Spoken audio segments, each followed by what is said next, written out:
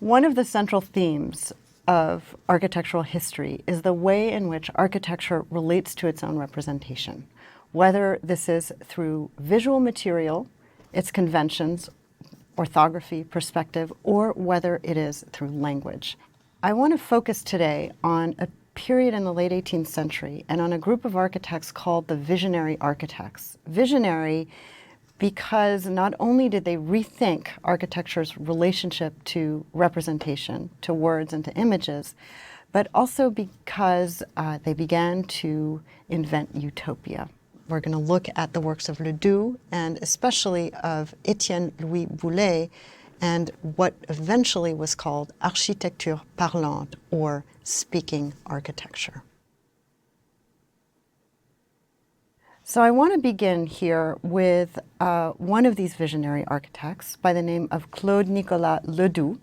He is someone who is probably best known today for having built the first modern factory.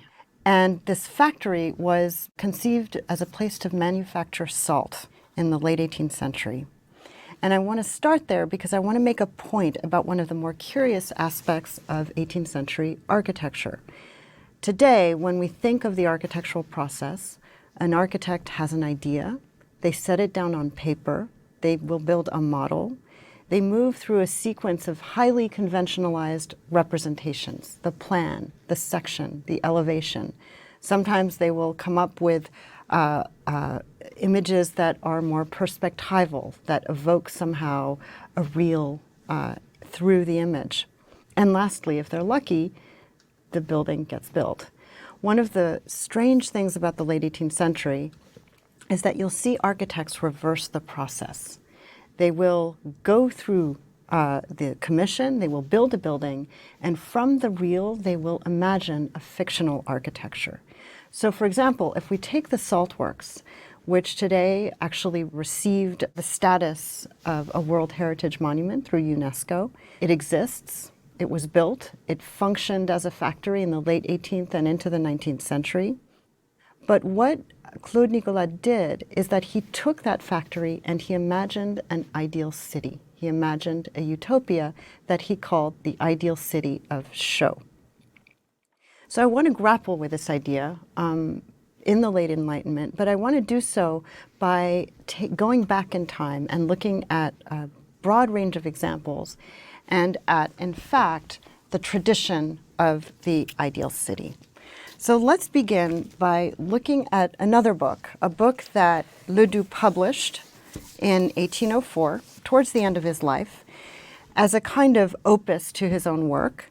He entitled it Architecture Considered in Relation to the Arts, to Social Mores, and to Legislation. And in this book, you will find a map and a perspectival view of the ideal city of Chaux that he extrapolated from his saltworks factory. Now, these are two different visual strategies. A map is topographic.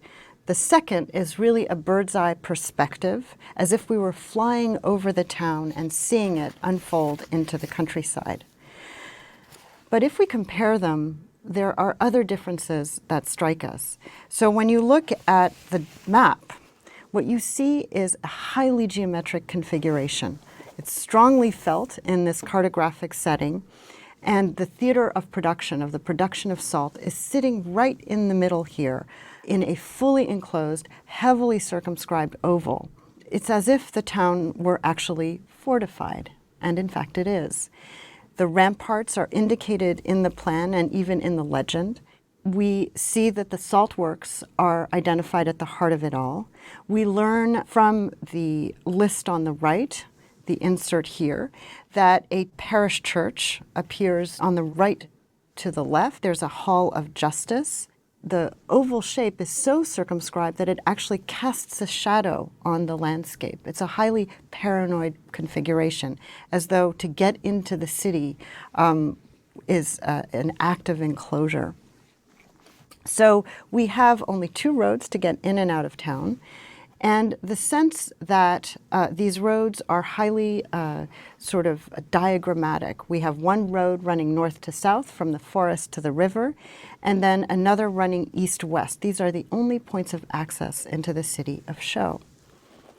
However, if you look at the perspectival view, the vue perspective de la ville de Chaux, you're going to see an entirely different kind of experience. Here, the topography unveils and reveals mountains in the background. You'll see that there's a far more open sense. The ramparts are, in fact, gone, and kind of integration of the landscape with the town. So the kind of stifling geometric character of the map is replaced by a far more open feel. The semicircle, just like the map, is sort of fully elaborated into its elliptical form. But there's a far more seamless movement between the center, the focal point, the saltworks, and the farms that dot the countryside. Now, what's clear in the view and less clear in the map is that Ledoux is actually working out a design for public space, for res publica, and trying to depict a harmonious living environment. So we see troops gathering onto the esplanade. We see the factory smoke rising out of the chimneys to sort of indicate that production is happening.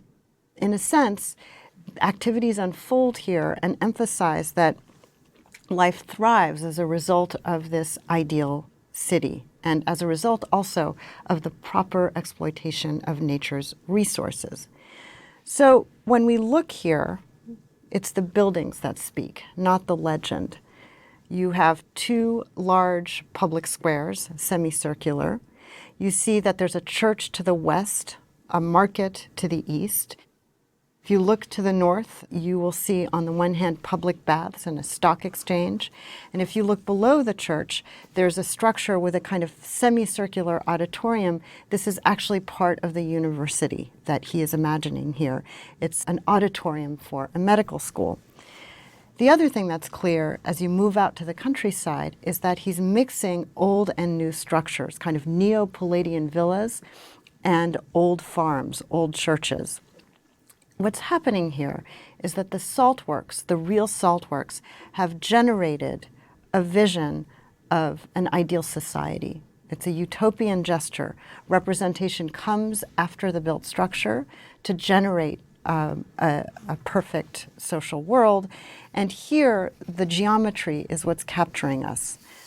All of its variations, the semicircle, the oval, the ellipse, all of this becomes a kind of formal metaphor for the harmony of human existence with nature. You can even evoke the elliptical course of the planets or think about the economic metaphor of the circle of production. This is utopia in Ledoux' terms. And so let's just wrap this up by quoting Ledoux himself and understanding the reason for which he looks at the circular model to generate society. This is Ledoux. Everything is circular in nature. The stone that falls into the water propagates infinite circles. Centripetal force is incessantly countered by a rotary motion. The air, the seas move in perpetual circles. So the town of Chaux is an immense circle with a form as pure as that described by the sun. The line intersecting the diameter of the saltworks crosses the Ledoux River, immense plains, the town, the forest, the Geneva Canal, the Swiss pastures. To the left lie the great rivers, the port of Antwerp, and the North Seas carry the first and much desired fruits of our labor, commerce, and arts to the very deserts of Siberia. It's an extraordinary quote, and what I find most moving in this is the dream of the global reach of this tiny little utopia in the countryside, which is generated by a saltworks factory. And in this language is this insistence on geometric forms, on nature, and on the rewriting of society. So what I'm going to do now is discuss the repercussions of all of this, but also its sources. So I want to think about the roots of Ledoux' imagined society by actually turning back the clock quite a bit, going back to the Renaissance, where we see the visual tradition of utopia emerging in geometric terms and also in literature. And then I'll sit on the drawings of one of Ledoux' great contemporaries, the visionary architect Étienne Louis Boullé, who is most often used to represent architecture's relationship to language. In other words, what we call architecture parlante or speaking architecture.